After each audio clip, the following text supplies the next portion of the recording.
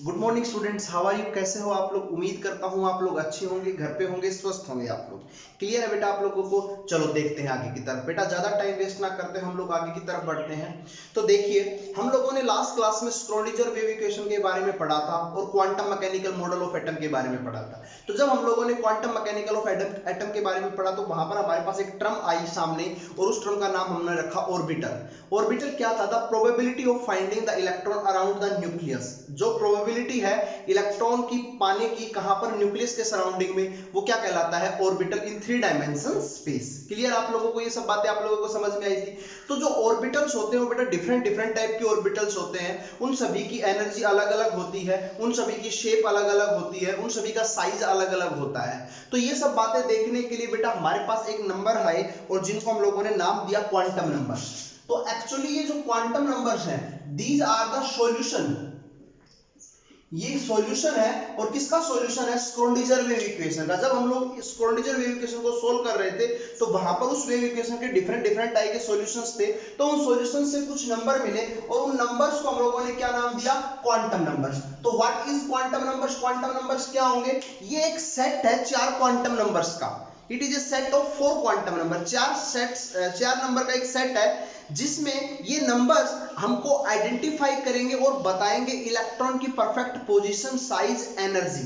Clear आप लोगों को? Means it tells about the complete information about the electron. ये हमें इलेक्ट्रॉन की कंप्लीट इंफॉर्मेशन देते हैं। क्लियर है? तो ये 4 सेट नंबर है। ये ठीक उसी प्रकार से है जिस प्रकार से अगर मुझे आप लोगों का एड्रेस जानना है तो सबसे पहले मैं आप लोगों से पूछूंगा कि आपकी कंट्री कौन सी है। क्लियर है? आप कौन से स्टेट के रहने वाले हो, आपका डिस्ट्रिक्ट कौन सा है, आपका लोकेलिटी क्या है, मींस आपका लोकल एरिया कौन सा आता है, फिर आपका हाउस नंबर क्या है उस एरिया के अंदर। क्लियर आप लोगों? तो इस प्रकार से ठीक मैं आपको कंप्लीटली एड्रेस कर सकता हूं अगर मुझे ये चारों चीजें, पांचों चीजें पता हो। आपका कंट्री कौन सा है, आपका स्टेट कौन सा है, आपका डिस्ट्रिक्ट कौन सा है ना, आपकी लोकेलिटी क्या है, फिर आपका गांव क्या है, फिर आपका, अगर मैं आप लोगों से पूछूं आपका मकान नंबर कितना, हाउस नंबर कितना है, तो मैं आपके घर पे पहुंच सकता हूं अगर मुझे ये सारी इंफॉर्मेशन मिल जाए। तो सिमिलरली इलेक्ट्रॉन्स की भी अगर मुझे क्वांटम नंबर्स पता चल जाए तो मैं उस इलेक्ट्रॉन की कंप्लीट इंफॉर्मेशन को पता कर सकता हूं कि उस इलेक्ट्रॉन की एनर्जी कितनी है, उस इलेक्ट्रॉन का साइज कितना है, उस इलेक्ट्रॉन की मैग्नेटिक प्रॉपर्टीज कैसी है, उसका मोमेंटम कितने हैं उसके। क्लियर आप लोगों को? उसकी स्पिन कैसी है, तो हम सब बात करेंगे। तो क्वांटम नंबर्स का 4 सेट होते हैं। The first one is the principal quantum number. Principal quantum number. दूसरा है बेटा एजिमुथल क्वांटम नंबर। और तीसरा है बेटा मैग्नेटिक क्वांटम नंबर। और लास्ट है स्पिन क्वांटम नंबर।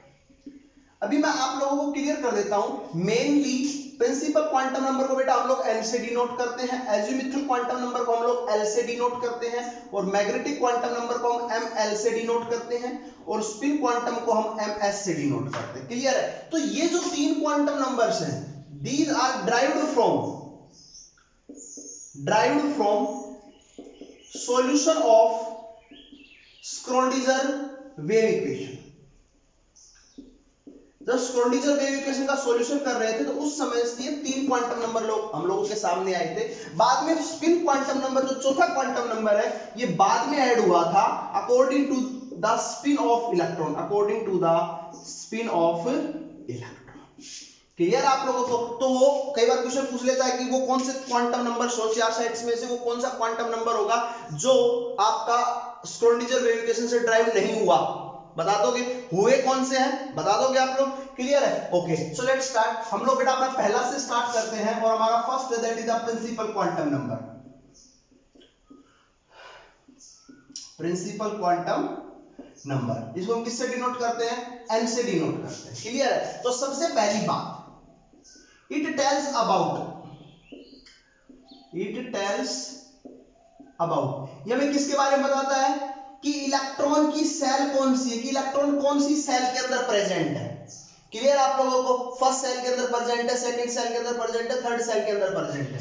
दूसरा, it also tells about the energy of electron. Energy of electron आपने पढ़ा है ना, बोर्स मॉडल 2 पाई 2 पाई क्या था, 2 पाई mv4 upon n square h square, यही पढ़ा था, अरे बोलो यही पढ़ा था। तो अगर n की वैल्यू मुझे पता चल जाएगी तो इसकी वैल्यू कैलकुलेट कर सकता हूं। तो by using this formula you can easily calculate the energy of electron. कब, जब आप लोगों को किसकी, principal quantum number means n की वैल्यू पता चल जाएगी। अरे क्लियर है। Next it also tells about the distance between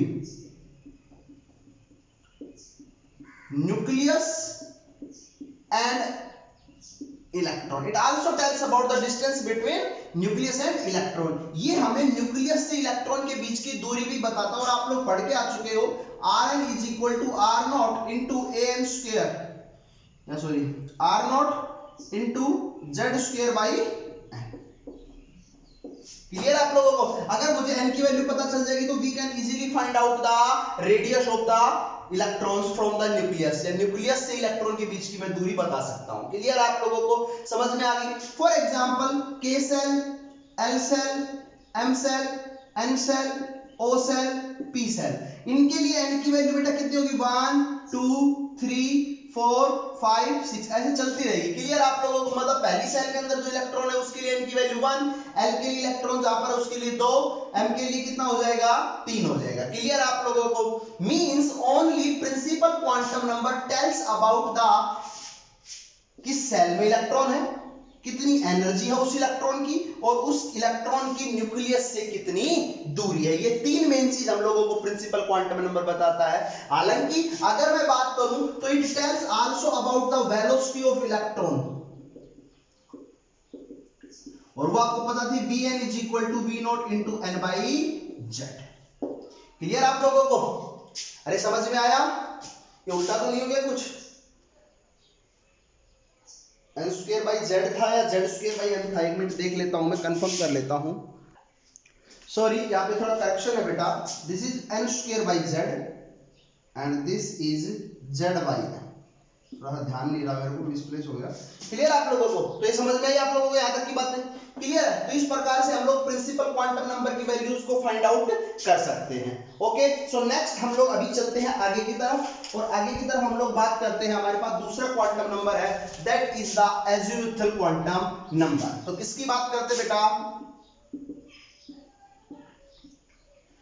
azimuthal quantum number. अब एजीमुथल क्वांटम नंबर को बेटा जनरली हम लोग L से डिनोट करते हैं। किससे डिनोट करते हैं बेटा, L से डिनोट करते हैं। हम लोगों ने देखा, क्या देखा कि मान लो कहीं पर भी इलेक्ट्रॉन्स हैं, क्लियर है, और वो एक इलेक्ट्रॉन कहीं पर प्रेजेंट है, तो उस एक इलेक्ट्रॉन की हम लोगों को सिर्फ अगर स्पेक्ट्रल लाइन देखूं तो एक लाइन नजर आनी चाहिए, लेकिन मुझे वहां पर बहुत फाइन छोटी छोटी लाइनें बहुत ज्यादा नजर आ रही थी जब मैंने उसके इलेक्ट्रॉनिक स्पेक्ट्रा को देखा था। क्लियर आप लोगों को। तो ऐसा किस लिए पता चला, तो उसने वहां पर देखा कि ऐसा नहीं है भाई कि वहां पर एक इलेक्ट्रॉन है वो सिर्फ एक सेल से अपनी हायर एक्साइटेड स्टेट से हायर एक्साइटेड स्टेट में जा रहा है, इसके अलावा वहां पर कुछ सब सेल के अंदर भी प्रेजेंट है। क्या प्रेजेंट है बेटा, सब सेल भी प्रेजेंट है। तो सबसे पहली बात जो एजीमुथल क्वांटम नंबर हमें बताता है वो किसके बारे में बताता है बेटा, नंबर ऑफ सब सेल के बारे में बताता है। किसके बारे में, सब सेल। मैं बात करूंगा, समझाऊंगा अच्छे सब सेल क्या होती हैं। दूसरा, it tells about the shape of orbital. इसके बारे में बताता है बेटा हम लोगों को, शेप ऑफ ऑर्बिटल। तीसरा, it also tells about the relative energy of orbitals, relative energy of orbitals, और it also tells about the angular momentum of electron। क्या बताता है बेटा, angular momentum of electrons को बताता है। तो एजीमुथल क्वांटम नंबर जिसको हम जनरली L से डिनोट करते हैं बेटा, it tells about the subshell. ये आइडिया मुझे कब हुआ, जब मुझे वहां के इसको इलेक्ट्रॉनिक स्पेक्ट्रा के अंदर फाइन लाइंस देखने को मिली। It also tells about the shape of orbitals. It also tells about the relative energy of orbitals, and it also tells about the angular momentum of electrons. Clear है? जरा देखते हैं, समझते हैं चीजों को, आगे की तरफ चलते हैं।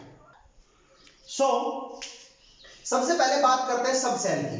तो यहां पर सब सेल,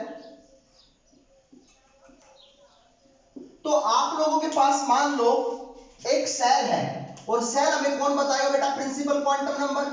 और एक है वो सेल, तो n की वैल्यू कितनी होगी उसके लिए 1। मतलब प्रिंसिपल क्वांटम नंबर में n की वैल्यू 1 है, तो वहां से हम लोग सेल सब सेल की वैल्यू निकाल सकते हैं l = n-1। क्लियर आप लोगों को? मींस l की वैल्यू हम लोग कैलकुलेट कर सकते हैं, तो n की वैल्यू 1 कितनी है 1 - 1, दैट इज इक्वल टू 0। तो मतलब यहां पर एक ही सबसेल है और एक ही सेल है, n के अंदर कोई सबसेल नहीं है, ओनली सेल है। जब मैं n की वैल्यू यहां पर 2 पुट करता हूं बेटा, तो 2 - 1 इज इक्वल टू कितना होगा बेटा 1। तो इसका मतलब क्या हुआ कि l की वैल्यू यहां पर 1 होगी, अरे बोलो एक सबसेल होगी। तो आपको पता है l की जो वैल्यू है 1 और इससे एक कम कर दो 0। क्लियर आप लोगों को? तो ये कितना हो जाएगा बेटा n इज इक्वल टू कितना 2, और 2 में बेटा एक तो होगा और एक ये सेल होगी। क्लियर आप लोगों को? नेक्स्ट अगर मैं यहां पर इसकी वैल्यू 3 लेता हूं, तो बेटा 3 - 1 इज इक्वल टू कितना 2, तो फिर वो 2 1 और 0। तो बेटा पहली वैल्यू कितनी आएगी बताइए, n इज इक्वल टू 3 के लिए कितनी सबसेल्स होंगी 3 ही होंगी। अरे बोलो क्लियर आप लोगों को? क्योंकि 3 वैल्यू आई है। अगर मैं यहां पर n की वैल्यू कितनी रख देता हूं बेटा 4 रख देता हूं, तो बेटा 4 - 1 इज इक्वल टू 3, तो 3 2 1 0, 1 2 3 4। Clear? n is equal to किसके लिए बेटा ये 4 के लिए। तो ये इसकी क्या कहलाएंगी सबसेल। क्या कहलाएंगी बेटा इसकी ये सबसेल कहलाएंगी। क्लियर है आप लोगों को? क्या कहलाएंगी ये सबसेल कहलाएंगी। समझ में आ गया आप लोगों को? क्लियर है। नेक्स्ट बात करते हैं आप लोगों के साथ shape of orbital. Shape of orbital बेटा एजिमुथल क्वांटम नंबर्स हम लोगों को ऑर्बिटल्स की शेप के बारे में बताता है। मेनली हम लोगों के पास s p एंड d और लास्ट है f, ये 4 तरह के ऑर्बिटल्स हम लोग जनरली देखने को मिलते हैं। हम लोगों को g और h भी होते हैं हम लोगों के पास बेटा देखने के लिए। क्लियर आप लोगों को? सो s का मतलब है शार्प, p का मतलब है प्रिंसिपल, d का मतलब है डिफ्यूज्ड और f का मतलब है फंडामेंटल। क्लियर आप लोगों को? s का मतलब क्या है शार्प, p का मतलब क्या है बेटा आपके पास प्रिंसिपल, d का मतलब क्या है डिफ्यूज, f का मतलब क्या है आप लोगों के पास फंडामेंटल। तो इनके नाम पर हम लोगों ने इन ऑर्बिटल्स का नाम दिया है s orbital, p orbital, d orbital, f orbital. Clear आप लोगों को? समझ में आ गई? तो जरा देखिए s ऑर्बिटल जो है उसके लिए बेटा l की वैल्यू 0 होगी, p ऑर्बिटल के लिए l की वैल्यू 1 होगी, d ऑर्बिटल के लिए l की वैल्यू 3 होगी, सॉरी 2 होगी, और f ऑर्बिटल के लिए बेटा l की वैल्यू हमारी कितनी रहेगी 3 रहेगी। समझ में आ गया आप लोगों को? मेरी बात समझ में आ गई? मेरी बात समझ में आ गई या नहीं आई है? तो जरा देखिए अब यहां पर क्या आया था सबसेल के अंदर n इज इक्वल टू 1 रखा था। क्लियर है? 1 रखा था तो वैल्यू कितनी आई थी 0। तो मतलब पहली सेल के अंदर ओनली कौन सा ऑर्बिटल रहेगा 0 किसके लिए है s के लिए, तो यहां पर ओनली s ऑर्बिटल रहेगा। ओके, जब n की वैल्यू 2 रखी थी तो मेरे पास 2 वैल्यू आई थी। अरे आई थी 2 वैल्यू? अरे नहीं आई थी क्या? तो 2 वैल्यू आई थी, तो मैं यहां पर मैक्सिमम अगर बात करूं तो कितनी सबसेल बनी थी 2। तो 2 वैल्यू कौन कौन सी थी 1 और 0। 0 किसके लिए थी s के लिए, और ये 1 किसके लिए थी p के लिए। ये किसके लिए रहेगी बेटा s p और d के लिए। अरे बोलो रहेगी, ये किसके लिए रहेंगी s p d और f के लिए। समझ में आ गई? क्योंकि आपको पता है 2 1 0, 2 किसके लिए d के लिए, 1 किसके लिए p के लिए, 0 किसके लिए s के लिए। तो इस प्रकार से आप लोग किसी भी ऑर्बिटल्स की शेप की बात कर सकते हो। शेप तो मैंने बताई नहीं अभी तक, शेप और देख लेते हैं। s ऑर्बिटल की बेटा जो शेप होगी that is the spherical shape. कैसी शेप होगी बेटा स्फेरिकल शेप। दूसरा p की बेटा होगी यहां पर डंबल शेप। कैसी शेप होगी डंबल शेप। d की बेटा यहां पर होगी डिफ्यूज शेप या नहीं डबल डंबल शेप। कौन सी होगी डबल डंबल्ड शेप। f की थोड़ी सी शेप हमारे लिए थोड़ी सी मतलब क्या बोलूं उसको मैं कॉम्प्लेक्स टाइप की है, तो हम लोग उसको देखेंगे नहीं। यहां पर हमें ओनली s p और d की पता होना चाहिए। s की क्या होती है स्फेरिकल शेप, d की क्या होती है डंबल शेप, f की क्या d की क्या होती है डबल डंबल शेप। और f की अगर मैं पूछूं तो यहां पर हम बेटा कई बार बोल देते हैं डीजनरेट। ठीक है, उसको हम लोग बाद में देखेंगे क्या होता है। क्लियर आप लोगों को ये बात समझ में आई? चलो देखते हैं आगे की तरफ। सो एस की मैंने अभी शेप कैसी बताई थी आप लोगों को, स्फेरिकल। तो स्फेरिकल शेप का मतलब आप लोगों को पता चल गया होगा, क्लियर है। पीस ऑर्बिटल की जो शेप बताई थी मैंने आप लोगों को, that is the dumbbell shape. जो डंबल होता है ना, आपको लोग यूज करते हो जिम में, वो डंबल शेप होती है इस प्रकार से। क्लियर आप लोगों को क्या होगी ये, डंबल शेप। क्लियर सभी को। नेक्स्ट डी ऑर्बिटल की जो शेप होती है, ये शेप कैसी होती है, डबल डंबल। एक डंबल ये और एक डंबल। क्लियर आप लोगों को समझ में आई? अरे क्लियर है, ये डबल डंबल शेप कहलाएगी। अब आप लोगों को मैं समझाता हूं, जरा एक बात ध्यान रखना, ये जो दिख रहा है आपको ये शेप कैसे पता चली मुझे, जब हम लोगों ने देखा था probability of finding the electron around the nucleus वाला कॉन्सेप्ट, तो सबसे ज्यादा इलेक्ट्रॉन डेंसिटी मैक्सिमम इस एरिया के अंदर आ रही थी। पिक्टोरियल आइडिया प्रेजेंटेशन दे रहा था हम लोगों को, क्लियर है। तो सबसे ज्यादा इलेक्ट्रॉन डेंसिटी जहां पर थी, मैंने उसकी एक बाउंड्री लाइन ड्रा की, और बाउंड्री लाइन ड्रा की तो इस प्रकार की शेप नजर आई, और मुझे पता चला कि ये पी ऑर्बिटल है जिसकी शेप ये है। क्लियर है। और जहां पर इलेक्ट्रॉन डेंसिटी जीरो होती है, यहां पर जीरो होती है बेटा इलेक्ट्रॉन डेंसिटी, तो इलेक्ट्रॉन डेंसिटी पाने की प्रोबेबिलिटी सबसे कम जहां पर होती है बेटा, उसी को हम लोग बोलते हैं नोड। क्या बोलते हैं उसको हम लोग, नोड। क्या बोलते हैं, नोड। क्लियर है सभी को? आगे देखेंगे, डिटेल में पढ़ेंगे नोड और नोडल प्लेन्स को। तो अभी तक सिर्फ आप लोगों को पता होना चाहिए नोड क्या होता है और ऑर्बिटल्स क्या होता है। ऑर्बिटल्स जहां पर इलेक्ट्रॉन्स के पाने की प्रोबेबिलिटी सबसे ज्यादा होगी, और नोड्स जहां पर इलेक्ट्रॉन्स के पाने की प्रोबेबिलिटी जीरो होगी, ना के बराबर होगी, उनको हम क्या बोलेंगे, नोड्स बोलेंगे। तो ये मेरे पास शेप थी एस ऑर्बिटल की, पी ऑर्बिटल की एंड डी ऑर्बिटल्स की। क्लियर आप लोगों को? तो मैंने शेप की आप लोगों के साथ बात की। नाउ मैं कह रहा था आप लोगों को कि azimuthal quantum number tells about the relative energy of electron. Relative energy of electron, तो बेटा उन्होंने बताया, सॉरी इलेक्ट्रॉन या ऑर्बिटल्स की बात कर रहा था, ऑर्बिटल्स।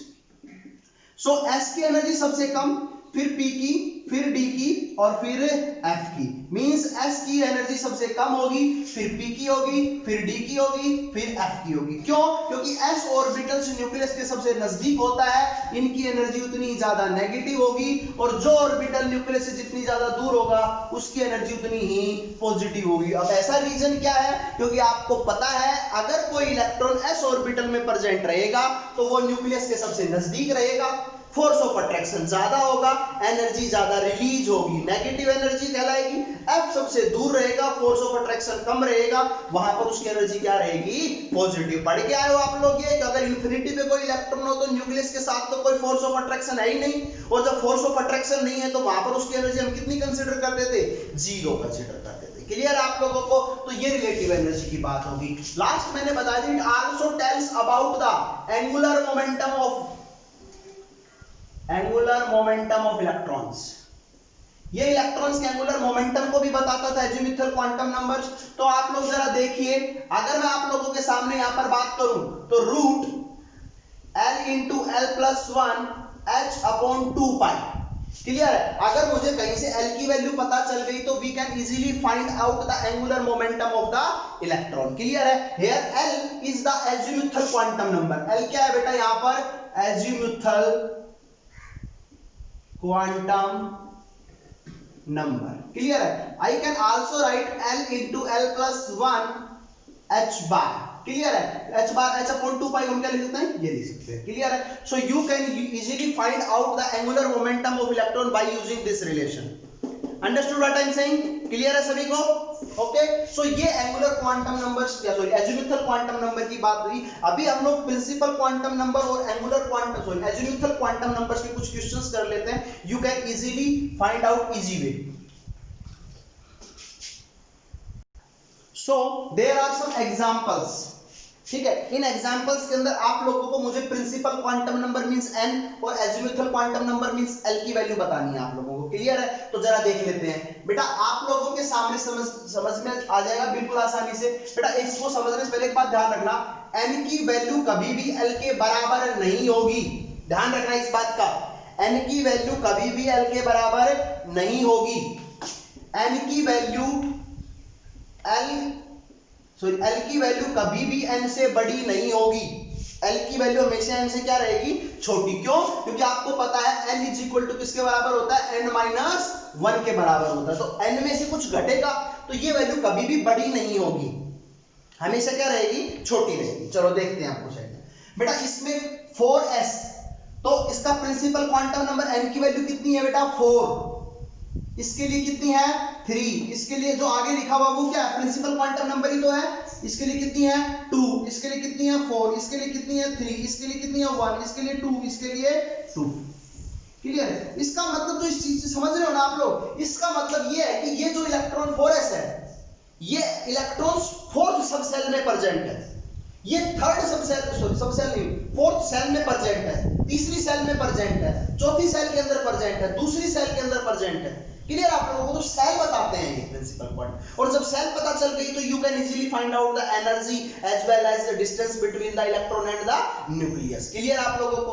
अब इनके अंदर से L की वैल्यू निकालते हैं। तो L की वैल्यू मैंने आप लोगों को बताई थी कि S के लिए कितनी होती है, P के लिए कितनी होती है, D के लिए कितनी होती है और F के लिए कितनी होती है। S के लिए L की वैल्यू होती है बेटा 0, P के लिए कितनी होती है 1, D के लिए कितनी होती है 2 और F के लिए कितनी होती है 3। समझ में आई आप लोगों को? अरे बोलो तो बताओ। S है, L की वैल्यू कितनी 0, P के लिए 1, D के लिए 2, P के लिए 1, F के लिए 3, D के लिए 2, S के लिए 0, D के लिए 2 और F के लिए 3। समझ में आ गया आप लोगों को? ये ध्यान रखोगे, S के लिए 0 होगी, P के लिए 1 होगी, D के लिए 2 होगी और F के लिए क्या होगी 3। तो देखो अगर इसमें कहीं पर भी आप लोगों को दिख रहा है कि N और L बराबर है या उससे बड़ा है, तो एक तो ये बराबर है, तो इसका मतलब ये क्वांटम नंबर या ये कोई ऑर्बिटल होता ही नहीं है। समझ में आ गई? दिस ऑर्बिटल्स या this orbital can not exist. ये बड़ा है, ऐसा भी पॉसिबल नहीं है, तो ये भी एग्जिस्ट नहीं करेगा। क्लियर आप लोगों को? समझ में आया? क्लियर है? तो एक तो इस प्रकार से क्वेश्चंस आते हैं, एन और एल की वैल्यू पूछ लेगा। दूसरा क्वेश्चन ये पूछेगा आप लोगों से कि मेरे पास n की वैल्यू 3 है और l की वैल्यू 2 है, ऑर्बिटल का नाम बताओ। तो 3 तो है, L2 किसके लिए होता है, D के लिए 3D। ठीक है, एक मेरे पूछेगा n की वैल्यू मेरे पास 2 है और l की वैल्यू 0 है, बताओ। तो n की तो 2 है, L0 किसके लिए होता है, S के लिए 2S। क्लियर है? वो कहेगा n की वैल्यू 2 है और l की वैल्यू 3 है, क्या ये पॉसिबल है? नहीं है पॉसिबल भाई, बड़ा है। वो कहेगा n की वैल्यू मेरे पास 2 है और l की वैल्यू 1 है, बताओ क्या होगा? कहोगे सर 2 तो है ही, L1 किसके लिए होता है, P के लिए 2P। समझ में आ गई? तो एक तो इस तरह से क्वेश्चन पूछ सकता है, एक इस प्रकार से क्वेश्चन पूछ सकता है आप लोगों से। क्लियर आप लोगों को? समझ गए? एक क्वेश्चन और पूछ सकता है कि अगर मैं n की वैल्यू आप लोगों को 3 देता हूं तो उसके लिए आप लोग मुझे पॉसिबल ऑर्बिटल्स बताओ या पॉसिबल l की वैल्यू बताओ। तो अब l की वैल्यू कैसे बताएंगे? n कितना अपने पास 3 है, तो l की वैल्यू कितनी हो जाएगी, 3 - 1 = 2। क्लियर है? तो अब l की जो वैल्यू आई है 2, उससे उल्टा स्टार्ट कर दो, 2 1 और 0। क्लियर आप लोगों को? तो देखिए भाई 2 किसके लिए होती है, D के लिए, 1 किसके लिए होता है, P के लिए, 0 किसके लिए होता है, S के लिए। तो अब कौन कौन सी ऑर्बिटल पॉसिबल है बताइए बेटा? 3D, मतलब n की तो 3 ही है ना, 3P और 3S। क्लियर आप लोगों को? 3D, 3P और 3S। एक क्वेश्चन देता हूं आप लोगों को कि अगर आप लोगों के पास n की वैल्यू 4 है तो पॉसिबल ऑर्बिटल्स के नाम बताइए। एक दूसरा क्वेश्चन देता हूं, n की वैल्यू 3 है, l की वैल्यू 2 है, ऑर्बिटल का नाम बताओ। n की वैल्यू 2 है, l की वैल्यू 0 है, ऑर्बिटल का नाम बताओ। n की वैल्यू 3 है, l की वैल्यू भी 3 है, क्या ये पॉसिबल है या नहीं? पॉसिबल और not? Question 3D, 4S, 2P, 1P, 2F. Find the value of n and L. Find the value of n and L and which is possible or not possible. Okay clear आप लोगों को? सो बताओगे मुझे ये questions? तो हम लोगों ने आज की क्लास में दो क्वांटम नंबर्स पढ़े हैं। The first one is the principal quantum number and second one is the azimuthal quantum number. So please बेटा दोनों को पढ़िए। नेक्स्ट क्लास में हम लोग दो क्वांटम नंबर्स और पढ़ेंगे और इस यूनिट को खत्म तो नहीं, एक टॉपिक और बचेगा, इसके बाद क्वांटम नंबर्स को हम लोग खत्म करेंगे। सो प्लीज बेटा घर पे पढ़ना है। Okay thank you, have a nice day.